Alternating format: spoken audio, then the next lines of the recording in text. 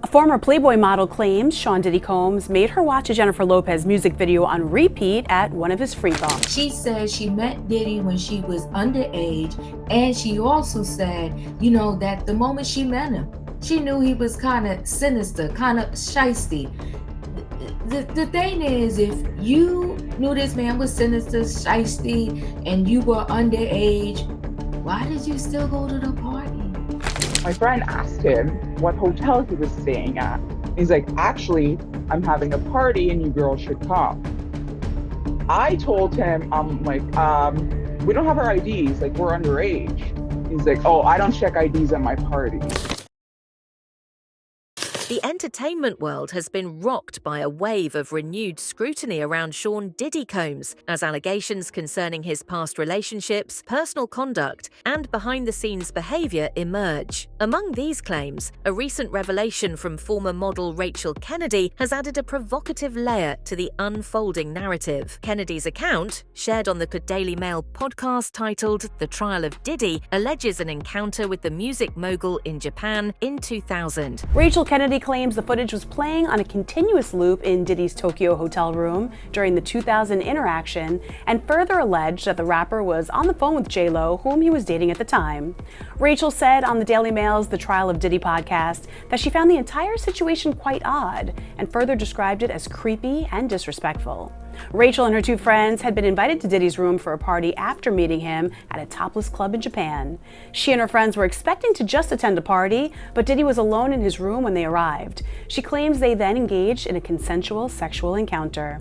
Jennifer Lopez has yet to comment on Diddy's legal trouble. According to Kennedy, the events took place while she was visiting Japan with two friends. At a topless club, the trio encountered Diddy, who invited them back to his hotel suite. Kennedy noted that she anticipated a lively party atmosphere, but was surprised to find only Diddy in the room, dressed in a bathrobe. The story immediately evokes questions about expectations versus reality in celebrity encounters. Diddy, she says, presented a casual demeanor, but set the tone for an intimate and exclusive setting. If they ask for IDs, like, no, it's gonna be at the hotel. And then he's like, he's gonna give you details. And he pointed towards one of the security guards to give us details so that we could get out of the way so the others can get their autographs. When I first initially met him, like when we went up, I didn't like his energy. There was something about his energy to me that was off. Sean wasn't even there. Kennedy recounted that a music video of Jennifer Lopez was playing on loop on the television. Although she could not recall the specific song, the visual presence of J-Lo, combined with Diddy allegedly taking a phone call with Lopez during the encounter, underscores the layers of tension and celebrity entanglements surrounding the story. At the time, Diddy and J-Lo's high-profile relationship was the subject of widespread media coverage, particularly following their infamous 1999 nightclub shooting incident. This is J-Lo, aka Jenny from the Block. Where she got the nickname from, I don't know, but it might have something to do with that whole club situation back in the late 90s involving P. Diddy and Shine, where someone ended up getting in the face. But my girl Jaguar Wright was actually speaking on the situation about how J-Lo tries to disassociate herself from situations like that, and how Benny Medina actually removed her from P. Diddy and put her with someone new. All Jennifer Lopez had to do was marry a white boy, Oscar winner, for people to stop remembering that she had a gun in her pocketbook. She had gunshot residue on her hands the night that Natanya was shot at that club. For all we know, that bullet came from the gun that was in her hand. And not once has she spoken up for the betterment of that woman. Not once has she donated to her family or for her medical bills that she's still paying, or say something in her defense to stop Puffy from gaslighting her and trying to put hits out on her because he was afraid that maybe one day they would open the case and she still has the bullet fragments in her face. Like, J-Lo has said nothing. The encounter escalated when, according to Kennedy, she and one of her friends engaged in consensual, intimate activity with Diddy. She claimed that he remained composed and did not partake in the cocaine use by her and her friends. What began as a consensual and seemingly controlled interaction took a darker turn when Diddy's bodyguard entered entered the room. Kennedy alleged that the bodyguard became aggressive upon recognizing her from a prior encounter and physically lashed out at the women. She emphasized that Diddy did not intervene during the incident, choosing instead to stay detached. Kennedy claims that Combs directed her and a friend to another room where he essentially persuaded them to perform oral sex on him. Now, Kennedy does make it clear that neither she nor her friend were forced to do that. Quote, we both did. We had quite a bit of champagne at that point, and we just did what he said. It wasn't forceful. There's nothing forceful about it. It was just, he's like, this is what I want, and both me and the other girl proceeded to pleasure him that way. Then she explains something bizarre that happened after this, how Combs' bodyguard, barged in. Kennedy's allegations are particularly compelling when placed in the broader context of Diddy's public image and the controversies he has faced throughout his career. The narrative combines several recurring themes in celebrity scandals: power imbalances, questionable behavior in intimate settings, and a culture that often shields high-profile figures from accountability. Furthermore, the presence of Jennifer Lopez's music video playing in the background is a symbolic detail that ties the incident to Diddy's larger-than-life persona during that. Joining me now, Kennedy, host of Kennedy Saves the World podcast and a former MTV VJ who has met him many times, and Judge Jeanine Pirro, co-host of The Five and host of the Fox Nation special, What Did He Do? And she has studied this case since it all started to unravel. Judge, let me start with you. Your reaction to these charges, and do they line up with what you covered? Yeah, the charges clearly line up with what we covered in that Fox Nation special. What you have is Sean Diddy Combs, who's running a criminal enterprise out of his own business, using employees and security from his business, which kind of accounts for the racketeering. And he was trafficking women from one state to another for illegal purposes. He was also abusing them. He was using guns and forcing them and intimidating them to engage in various sexual activities. Diddy's relationship with Lopez, which lasted from 1999 to 2001, was marked by a mix of romance, public spectacle, and legal troubles. In December 1999, the couple was famously arrested following a nightclub shooting in New York. Although Lopez was quickly cleared of any wrongdoing, Diddy faced significant legal battles, which eventually led to his acquittal in 2001. This turbulent period in Diddy's life and career forms the backdrop to Kennedy's story, amplifying its relevance and potential impact on public perception. They're always dressed to impress. MTV couldn't get enough of them. Remember TRL? Anywhere they went, paparazzi followed. This was a different time. Everyone wanted to know what they were going to wear. Puffy's white party, Loved Up, and everyone was like, OMG, they're so cute. Then December 1999, they go to a party in New York. There are pew-pews involved. They both get arrested. Later, J-Lo was off the hook. I vividly remember people were like, goodness gracious, poor J-Lo, she's with a bad boy, they should break up. But they didn't. They went to the Grammys together. She wore this Versace gown. Everyone lost their minds. They coordinated wearing matching white outfits at the MTV Video Music Awards. Then it came all crashing down. Valentine's Day 2001, they announced they broke up. 7 months later, she married Chris Judd. And then they divorced after 9 months. Diddy and Kim Porter reconciled, although maybe they were seeing each other in between, and who knows who else he was seeing. However, Jennifer Lopez's mother, Guadalupe Rodriguez, did not hold back her disapproval of her daughter's past relationship with Diddy during a memorable 2015 appearance on The Wendy Williams Show. When Wendy Williams jokingly suggested the possibility of Lopez reconciling with Diddy, Guadalupe's reaction was both swift and blunt, making it clear that she did not support the idea. Her fierce response highlighted the protective instincts of a mother regarding her daughter's choices, reinforcing the notion that Lopez's past with Diddy remains a sensitive topic within her family. Well, I guess J-Lo's mama really knew best. Apparently, it has surfaced that J-Lo's mama was never a fan of her and Puffy dating. Apparently, there was this time that J-Lo was on the Wendy Williams show, and her mom was in the audience, and Wendy asked J-Lo about it. She asked her about, ever rekindling that flame,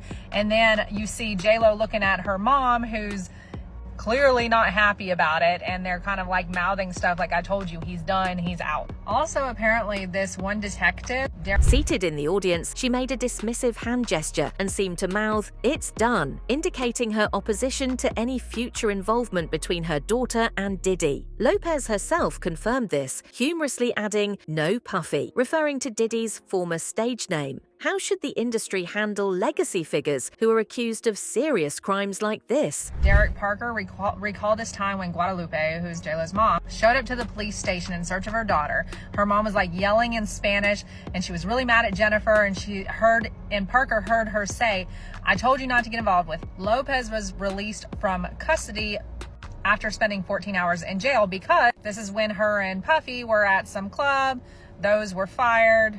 Couple fled the scene, police chase ensued, involved in those two getting arrested. Another time, J-Lo went on to describe her past relationship as saying, "I was in a relationship with Puff where I was totally crying, crazy, going nuts. It really took my whole life in a tailspin. I never caught him cheating, but I just knew he'd say he was going to a club for a couple hours and then never come back that night." Kennedy's decision to share her story onto the Trial of Diddy podcast is emblematic of how modern media platforms have become a critical space for survivors and witnesses to voice their experiences. Podcasts, documentaries, and investigative journalism offer alternative avenues for narratives that might otherwise go unheard. In this case, the Daily Mail podcast joins a larger media effort to explore and analyze Diddy's career, controversies, and personal life. And as Alexis just said, I mean, there was always this threat of, "I'll ruin your career" or "I'll take money from you." But at the same time, there was far more violence and simple threat of taking money away from them. We saw in that video, and I will bet you dollars to donuts, that there are many videos like that. They did a search warrant of both his homes in Miami and on the West Coast. He was videotaping these freak-offs. Yes, these freak-offs that went on for hours, that women were beaten during these things, and they had to give them IVs to recuperate.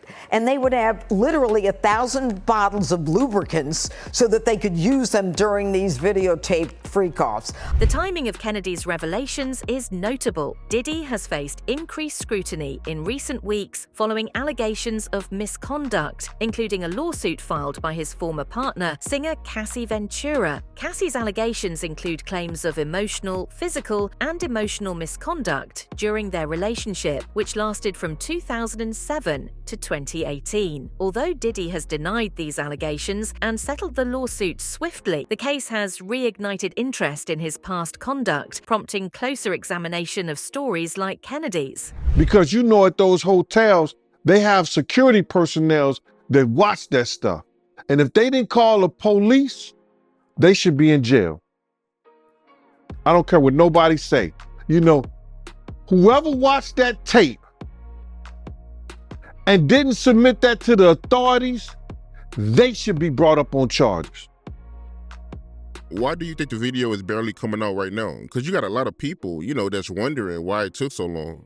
First of all, they know that Puff probably paid the security personnel because he knew it was on camera. The incident reportedly occurred after Diddy became enraged during one of their altercations. Cassie's lawsuit detailed that the misconduct continued until she fled to the elevator. Despite the severity of this incident, Diddy allegedly paid the hotel $50,000 to suppress the footage. However, the video was later leaked, providing further corroboration to Cassie's legal claims. A member of the hotel security staff intervened, and Combs attempted to bribe the staff member with a stack of cash to make sure that what happened was kept quiet.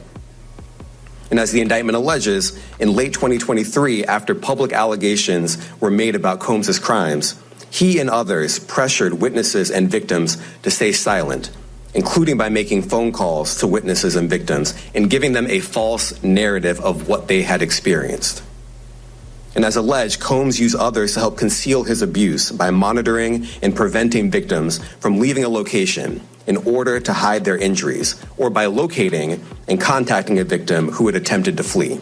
In November 2023, Cassie filed a lawsuit accusing Diddy of physical, emotional misconduct during their decade-long relationship.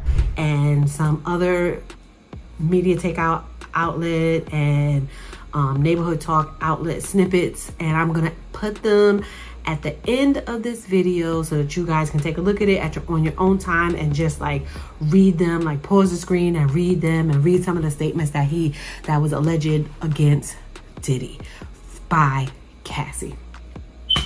So child, this was a doozy. I did not expect to come and do this video, so I wanted to just come on today and just talk to you guys. Let's chat a little bit about... The allegations are severe, including claims of coerced intimate acts and disturbing incidents like Diddy allegedly paying to suppress security footage showing him physically attacking Cassie. Diddy's behavior and the signs that have been there for a while that nobody is willing to discuss. That problematic behavior that's been there for a while, like things that's been going on that you see throughout the years, his encounters, like a whole bunch of things. So let's get right into it. So Cassie, as all guys can see, and you probably heard, she has filed a 35-page document suing Diddy for $30 million. $30 million. That's a lot of millions. That's a lot of money.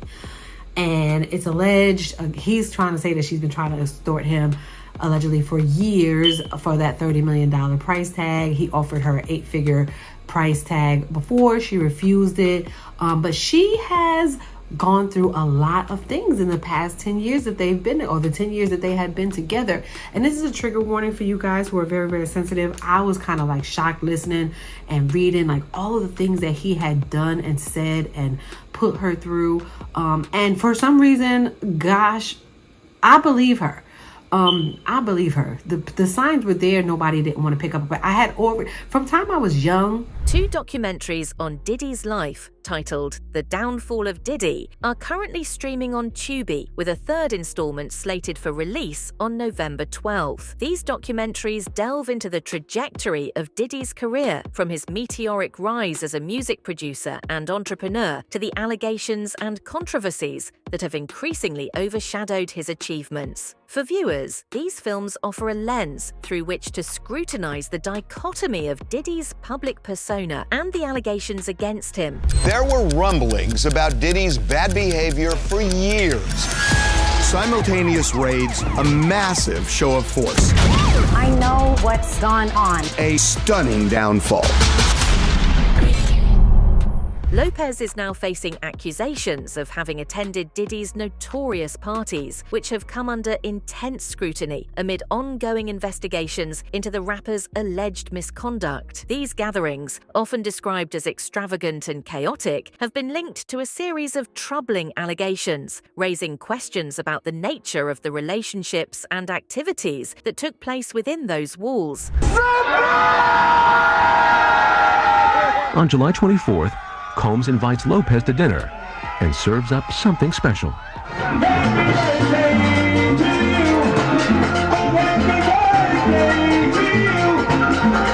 Gene Deal recently made explosive allegations about a wild party at Diddy's mansion involving Diddy, Jennifer Lopez, and Kareem Superhead Steffans. According to Deal, the party was an extravagant affair filled with A-list celebrities and a vibrant atmosphere. He claimed that during the event, Diddy engaged in intimate activities with Steffans in a private area of the mansion, actions that were both explicit and scandalous. Checking out your videos, right? And you told a story about, a female giving Puffy fellatio while Jennifer Lopez was upstairs?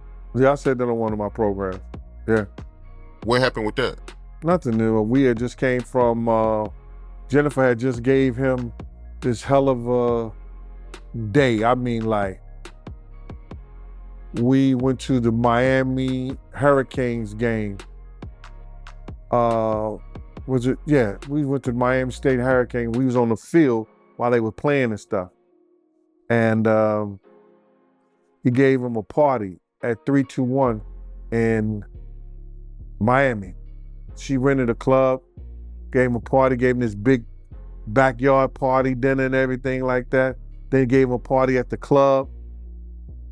And then we came back. Meanwhile, Jennifer Lopez was reportedly present but upstairs in a different part of the house, raising questions about whether she was aware of what was happening. The incident has led to intense media speculation about the dynamics between Diddy, Lopez, and Steffens, sparking rumors of a potential love triangle. The aftermath of these allegations has added a sensational chapter to Hollywood's tangled web of relationships, with Deal's revelations continuing to fuel the fire to the ongoing allegations. One of his, what's his name, Slam, has set it up because Jennifer went upstairs. And Puff said, yo, Gene, watch the door. Don't let nobody come through the door. And I said, all right. And Slam set it up. And I wanted to say it was Korean, but I'm not sure it was her. But it was supposed to be somebody that was either up to her level in fellatios, or it was her. I'm not sure. And while Jennifer was upstairs, he was down there getting a fellatio from her. Did she ever find out? She know now. And you said the female name was Karen? Yeah, Superhead. Oh, okay, Corinne Steffens. You got to say the full name, man. Yeah, I thought it was her. Slam set it up. Yep, Slam set it up for right there. Yep. It was nobody. It was somebody that was, I'm almost sure it was her. Newly surfaced footage purportedly showing Combs and superstar J-Lo in underground play tunnels has sent shockwaves through the entertainment industry, sparking renewed speculation about the nature of their past relationship. The leaked video has prompted a frenzy of discussion among fans and media outlets alike, raising questions about the context of the footage and what it might reveal about their connection during the height of their romance. I believe she's showing that a woman can go back, no matter how old she is, and she can still find love. And so that's why I like her. I hope it works out. It looks like it is. Speculations from Hollywood insiders suggest that these hidden rooms were places where Diddy entertained high-profile guests, away from the prying eyes of the media. It's within these secretive walls that the leaked audio tapes are rumored to have been recorded. It's just wild that apparently he had cameras in every room of his house. That's what they're saying. Has that been verified? I don't think it's been verified, and I think like the Epstein shit, it never will be. Now, I'm not saying that he's like Epstein. I think that he could have some wild parties, etc. But if he was filming everybody. If he's filming everybody, I understand why Hummer showed up to the house. Because people who went to the parties were like, get those things. Hundreds of hidden cameras discovered in Diddy's homes, lawsuit says. Oh, well then it's a wrap. Done. Hundreds. Yeah, we'll never see any of that footage. This dude had hundreds of cameras. That is so crazy. And Diddy liked to throw the parties. Like he would throw the white party. He'd do, But who's he have taking care of that footage? I mean, you can get people. Wow. Powerful dude. He's a powerful dude. These tapes, which have intensified the allegations on both celebrities, feature intimate conversations between Diddy and J-Lo from their dating days. The existence of hidden rooms only adds a layer of mystery and intrigue to the already sensational story. Were these secret spaces used for more than just private chats? The implications are titillating, to say the least. New developments have emerged in the Diddy case. Diddy's doing the most. He's doing a lot. The new nickname for him is Diddy the Devil. So when they went to Diddy's house, they found hidden cameras in every single room of the house, right? So Diddy for sure was recording everything that was going on in his house, whether he was with females, whether he's having parties, whether, who knows, whether his sons were with their girlfriends, or whether his sons brought girls to the house, whether he brought women to the house. Everything in that house in every room was recorded because they found hidden cameras. That is kind of freakish. That's kind of like, that's giving Jeffrey Epstein vibes, right?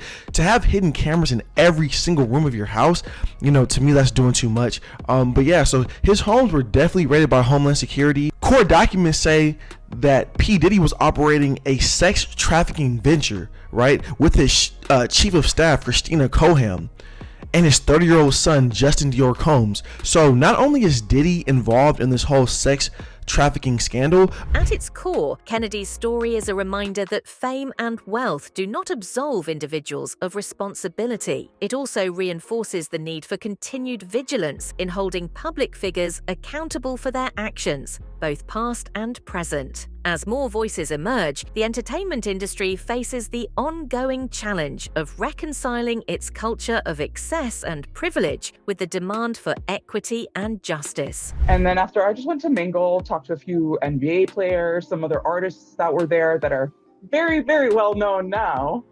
But yeah, and I'm sure that wasn't their last Diddy party as well. So he talked about my eyes, my complexion, but he didn't really it was creepy. It was creepy. He's like, oh yeah, you have beautiful green eyes and your complexion's very nice. And then he touched my cheek and I was like, that's where I was like, and one of the security guards did the same thing. And he kept calling me a dime. He's like, you're a dime, you're a dime. There was pills on the table. There was weed. Weed is not even a drug. So to me, that was nothing. What are your thoughts on Rachel Kennedy's story and the broader implications for accountability in celebrity culture? Share your perspective in the comments below.